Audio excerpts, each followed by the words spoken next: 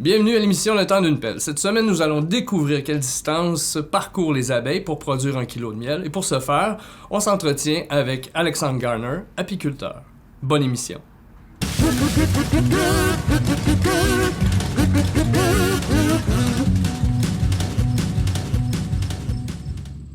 Alexandre Garner, apiculteur, copropriétaire des Miels Garner avec ma conjointe Julie Croteau. Je suis enseignant également au Cégep de Victoriaville en agriculture à l'Institut national d'agriculture biologique. L'abeille, dans le fond, les apiculteurs vont élever les abeilles pour différentes fonctions. Pour bien sûr se nourrir. La première fonction principale de l'abeille, c'est de donner des aliments, dont le miel. On peut récolter aussi pollen et d'autres produits de la ruche. L'abeille va aussi assurer des services de pollinisation pour nos cultures, cultures légumières, fruitières. Donc, l'abeille, c'est un monde fascinant. On a, dans le fond, une colonie d'abeilles qui est peuplée là, de jusqu'à 60 000 individus. Il y a toute une hiérarchie qui est à l'intérieur de la ruche. On a, dans le fond, la reine qui va pondre les œufs jusqu'à 2000 œufs par jour. Donc, elle assure le développement de la colonie, la régénération. Les abeilles vont communiquer entre elles avec différents signaux chimiques. C'est ce qui m'a amené d'ailleurs en apiculture. J'étais très intéressé à la biologie de l'abeille. C'est un monde fascinant. Il y a vraiment une communication entre chaque individu. Chaque individu a son rôle pour assurer la survie de la colonie et amener, dans le fond, le nectar, le pollen à la ruche. Au niveau des abeilles, on retrouve Apis mellifera, qui est l'abeille mellifère. C'est la seule abeille qui est domestiquée, on va obtenir des populations importantes avec cette abeille-là. Depuis des milliers d'années, l'homme a vraiment domestiqué Apis mellifera pour s'assurer, dans le fond, avoir une source de nourriture, dont le miel, dans le fond, la principale source que l'abeille va procurer. Il y a également plusieurs autres pollinisateurs indigènes au Québec. On dénombre plus de 45 espèces d'abeilles indigènes au Québec.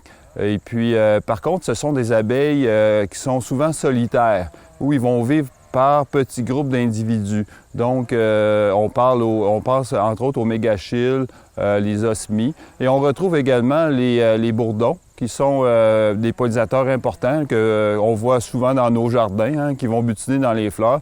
Les guêpes, les papillons ont aussi un rôle de pollinisation. Donc, il existe une variété de pollinisateurs, mais l'abeille, Apis mellifera, c'est la plus importante dans le monde. Le déclin de l'abeille et des pollinisateurs est réel, dans le fond. Au niveau de l'abeille domestique, donc c'est celle qu'on travaille ici, là, dans le fond, pour l'apiculture, l'abeille subit différentes pressions. Les causes de ces pertes, de son déclin, sont multifactorielles. Plusieurs facteurs vont venir jouer sur le déclin des abeilles. Un facteur important qui est arrivé au niveau du Québec dans les années 2000, début des années 2000, le varroa destructeur. C'est un acarien introduit, dans le fond, qui a migré des États-Unis et puis s'est implanté au Québec. Et puis le varroa est un acarien qui va se nourrir du sang de l'hémolymphe, du sang de l'abeille. Il va réduire son espérance de vie et souvent, durant l'hiver ou au printemps, la colonie va s'effondrer si le varroa n'est pas contrôlé. Heureusement, avec la recherche, depuis plusieurs années, on a établi des mesures de dépistage. On a établi la lutte intégrée qui va permettre aux apiculteurs de gérer et de contrôler cette maladie. Par contre, elle demeure quand même une maladie importante et très difficile à contrôler. Par la suite, nous avons aussi ce qu'on entend parler des pesticides.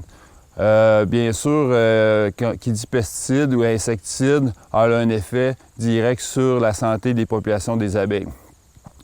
Depuis plus d'une dizaine d'années, on retrouve des insecticides, entre autres, d'enrobage des semences dans le maïs, dans le soya, et qui vont causer des des pertes d'abeilles, des intoxications. Ces pesticides-là se retrouvent dans l'environnement, soit dans le sol, dans les poussières lors des semis, donc dans l'air, et aussi on les retrouve dans les cours d'eau. On a souvent entendu parler des fameux néonicotinoïdes qui sont, dans le fond, ciblés pour au niveau des pesticides pour la perte des abeilles.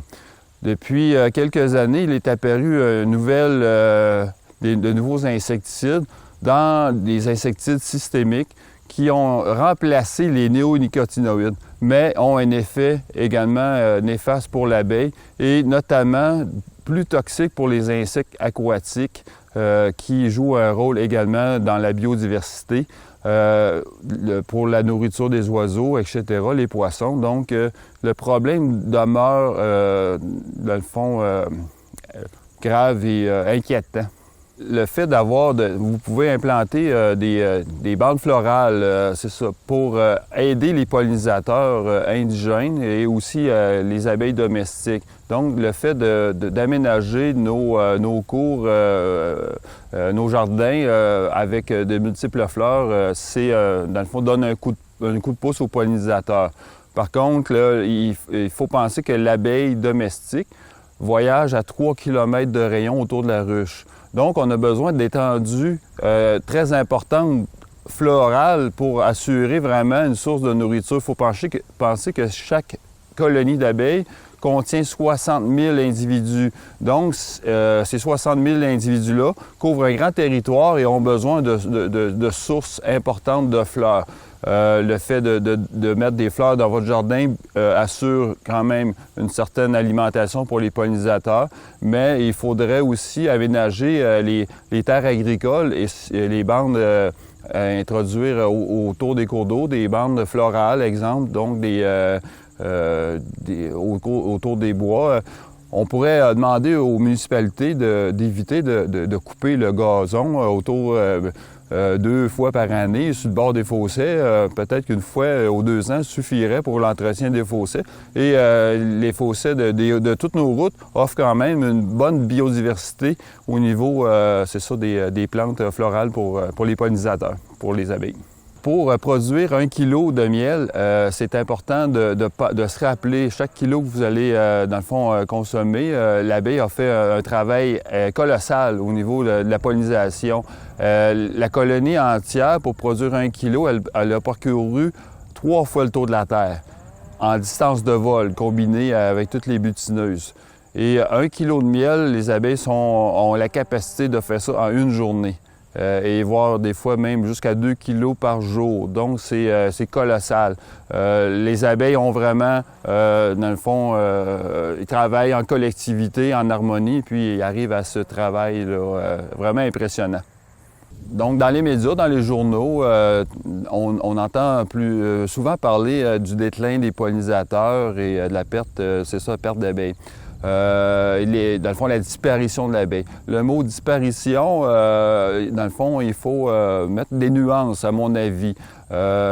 Si on regarde les statistiques là, du Québec, le nombre de population de colonies d'abeilles est en augmentation au Québec. Pour différentes raisons. On a, dans le fond, plus d'apiculteurs aussi intéressés à l'apiculture. L'apiculture à petite échelle est vraiment, dans le fond, en effervescence. Les apiculteurs, disons, de plus commercial ont aussi besoin d'avoir beaucoup de colonies pour assurer les services de pollinisation. Nous avons les cultures de bleuets, de canneberge qui vont demander beaucoup de colonies d'abeilles pour assurer la mise à fruit de ces cultures.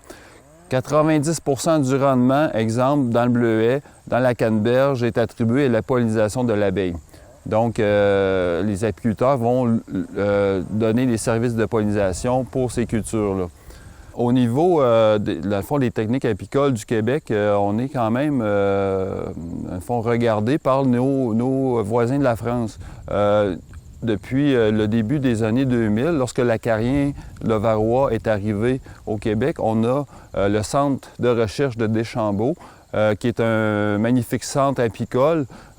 Dénombre au-delà de 400 ruches dédiées à la recherche. L'Université Laval est en collaboration avec le Deschambault pour de multiples recherches pour les techniques apicoles et c'est ce qui soutient d'ailleurs l'industrie apicole. Donc, les techniques, entre autres, comme le contrôle du varroa, on a intégré la gestion intégrée de cette maladie-là. On utilise des acaricides biologiques comme l'acide formique qui sont, dans le fond, des techniques qui sont utilisées ici au Québec. Et nos cousins français s'informent un petit peu justement de l'utilisation de l'acide formique. On était une des premières provinces au Canada même là, à utiliser de façon assez élargie cet acaricide-là. Donc, le Deschambault est un joyau, on pourrait dire, pour le monde apicole et puis qu'il faut, dans le fond, assurer la pérennité de ce centre de recherche-là.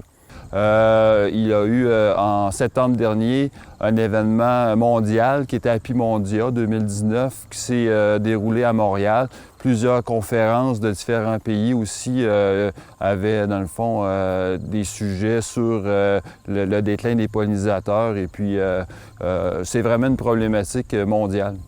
Nous, ici, dans le fond, chez Miel Garneur, on n'est pas exempté des problématiques qu'on a parlé tout à l'heure. C'est, dans le fond, on a aussi vécu à travers les années différents épisodes, 2 années consécutives là, de certains ruchers, des intoxications importantes d'abeilles et un effondrement des colonies, perte de production importante pour ces ruchers-là.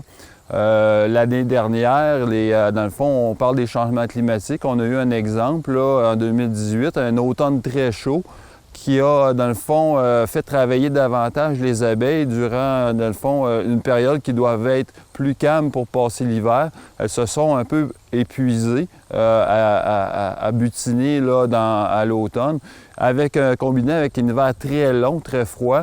Et nos pertes hivernales ont été doublées à ce moment-là. Donc, on n'échappe pas non plus là, aux problématiques de pression sur l'abeille. Donc, les pertes sont... ça demeure toujours un défi et c'est toujours aussi stressant de savoir au printemps la quantité d'abeilles qu'on va conserver.